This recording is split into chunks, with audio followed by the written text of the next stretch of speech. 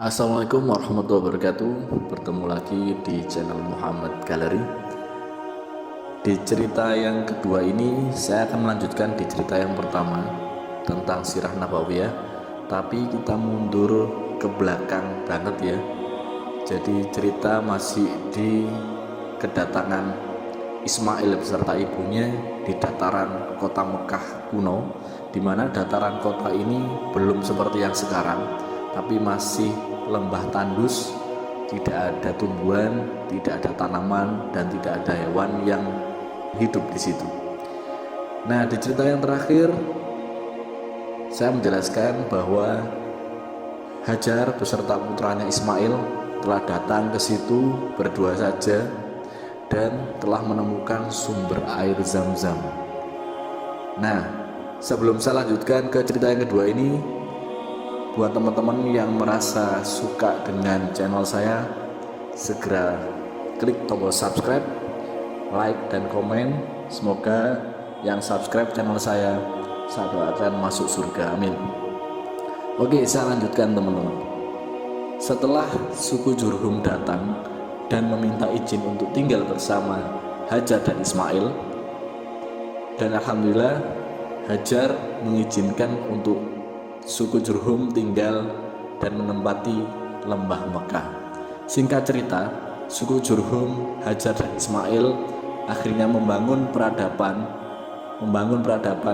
baru di situ, mendirikan tenda-tenda, mendirikan kemah-kemah, bertempat tinggal di situ.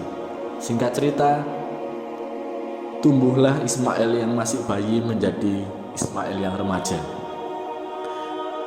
Suatu ketika setelah Ismail remaja, Ibrahim menjenguk putranya dan istrinya ke Mekah, karena Nabi Ibrahim itu bertempat tinggal di Palestina. Namun kedatangan Nabi Ibrahim tidak serta-merta untuk menjenguk, karena ada perintah dari Allah SWT tentang penyembelihan Nabi Ismail. Pada suatu malam, Nabi Ibrahim mendapat mimpi berulang kali, di mana ia diperintahkan oleh Allah SWT untuk menyembelih anaknya, yaitu Ismail alaihissalam, sebagai bentuk kurban. Mimpi tersebut membuat Nabi Ibrahim dilanda kebingungan dan keraguan. Namun karena Nabi Ibrahim sangat tunduk kepada Allah dan membenarkan mimpinya, maka Nabi Ibrahim bermaksud untuk melaksanakan perintah dari Allah SWT. Walaupun memang di dalam hatinya ada pertanyaan, bagaimana mungkin ia harus mengorbankan putranya yang sangat ia cintai. Namun karena ketaatannya kepada Allah SWT, Nabi Ibrahim memutuskan untuk melaksanakan perintah Allah SWT yang melalui mimpinya. Singkatnya, Nabi Ibrahim mendatangi putranya, lalu ia menceritakan mimpinya kepada Ismail. Dan yang mengejutkan sekali, Nabi Ismail yang masih kecil, yang masih remaja, dengan penuh keyakinan, ia justru mendukung ayahnya untuk melaksanakan perintah Allah. Nabi Ibrahim sangat bingung menyingkapi mimpinya. Ia tidak lantas membenarkan, namun tidak pula mengingkari. Nabi Ibrahim merenunginya beberapa kali dan memohon kepada Allah untuk memberi petunjuk yang benar kepadanya. Setelah malam yang sangat membingungkan itu selesai, ternyata malam kedua juga datang kepadanya mimpi yang sama. Begitupun juga malam yang ketiga. Setelah mimpinya yang ketiga, barulah Nabi Ibrahim meyakini dan membenarkan bahwa mimpi itu benar-benar nyata dan harus dilaksanakan. Setelah itu, Nabi Ibrahim menyampaikan mimpinya kepada anak sematawayangnya, yaitu Nabi Ismail alaihissalam. Dalam Al-Quran, Allah mengisahkan cerita itu. Maka ketika anak itu sampai pada umur sanggup berusaha bersamanya, Ibrahim berkata, "Wahai anakku, sungguh aku bermimpi bahwa aku menyembelihmu. Pikirkanlah bagaimana pendapatmu." Surah As-Saffat ayat 102. Mendengarkan pernyataan dan pertanyaan ayahnya dengan tegas dan tenang, Nabi Ismail menjawab. Ismail menjawab, "Wahai ayahku, lakukanlah apa yang diperintahkan Allah kepadamu. Insya Allah engkau akan mendapatiku termasuk orang yang sabar." Surah As-Saffat ayat 102. Sebagai sosok yang sangat taat kepada perintah Allah, Nabi Ibrahim dan Nabi Ismail alaihissalam melakukan apa yang telah menjadi ketetapan bagi keduanya. Dengan hati yang sedih dan raut wajah yang dipenuhi linangan air mata, Semuanya harus mereka ikhlaskan demi memenuhi perintahnya. Bahkan Nabi Ibrahim harus mengorbankan anaknya sendiri, disembelih di hadapannya dan dilakukan dirinya sendiri. Namun semua itu mereka lakukan sebagai manifestasi bahwa seorang hamba haruslah mengikuti semua perintah Tuhannya.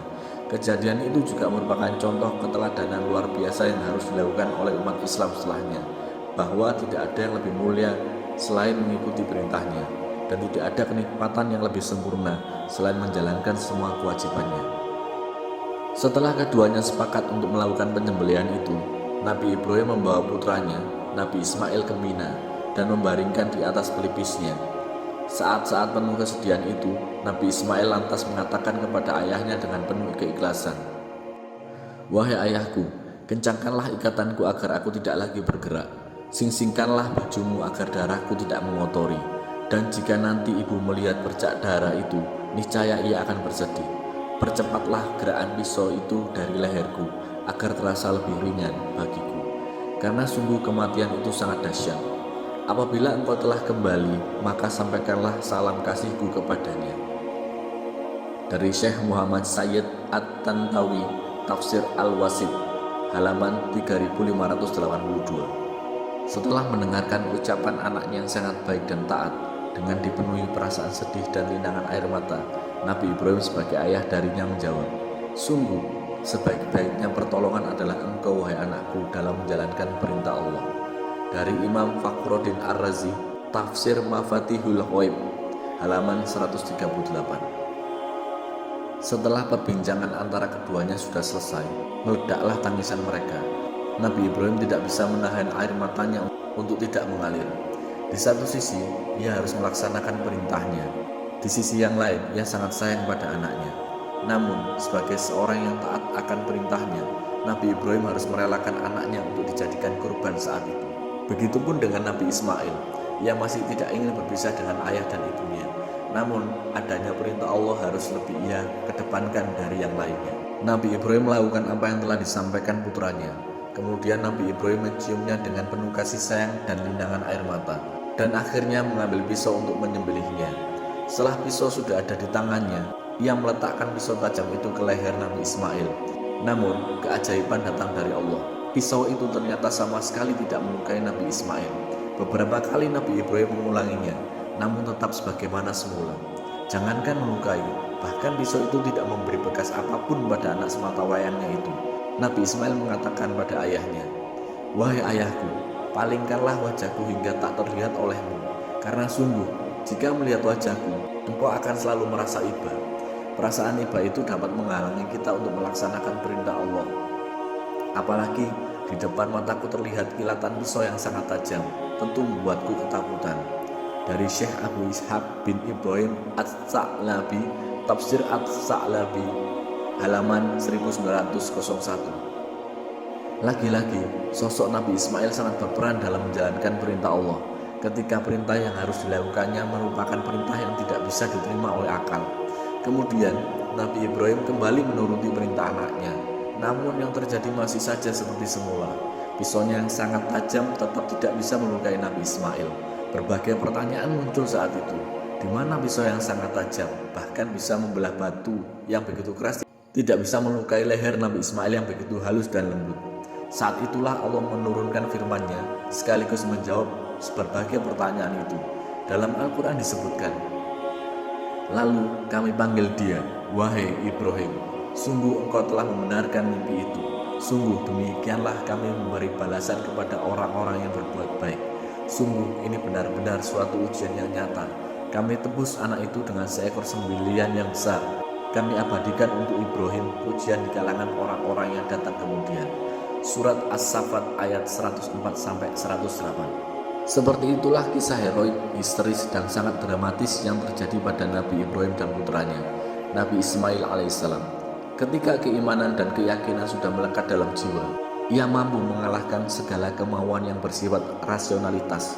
Meski rasio tidak menerima akan tindakan seorang ayah untuk menyembelih anaknya, namun keimanan lebih ia kedepankan dari semuanya. Setelah semua skenario itu selesai, sangat tampak kesabaran dan ketaatan Nabi Ibrahim dan Ismail. Oleh karenanya, Allah tidak menghendaki penyembelihan itu terjadi, bahkan melarangnya dan mengganti kurbannya dengan seekor kambing. Dari kejadian inilah terus diabadikan dalam Al-Quran dan diabadikan dalam perbuatan sebagai bentuk ibadah, yaitu penyembelihan hewan kurban setelah sholat Idul Adha. Demikianlah potongan kisah Nabi Ibrahim dan Nabi Ismail, di mana kisah ini akan mengawali semua perjalanan dalam terbentuknya masyarakat kota Mekah sampai sekarang, dan nanti akan dilanjutkan tentang sirah nabawiyah yang sangat panjang. Demikian kisah ini, dan nanti akan saya lanjutkan kepada kisah ketika Nabi Ismail remaja dan dewasa, setelah itu menikah dengan salah satu putri suku Jurhum. Nanti episode selanjutnya akan saya ceritakan tentang hal itu. Dan buat teman-teman yang merasa menyukai cerita ini atau menyukai channel ini, silakan subscribe, like, dan komen. Dan saya doakan buat yang subscribe, segala urusannya dilancarkan dan dimasukkan surga oleh Allah SWT. Akhir kata, terima kasih buat teman-teman yang mendengarkan kisah ini. Kebenaran semua mutlak dari Allah, dan mohon maaf jika ada kesalahan, itu mutlak dari diri saya sendiri. Akhir kata, wassalamualaikum warahmatullahi wabarakatuh.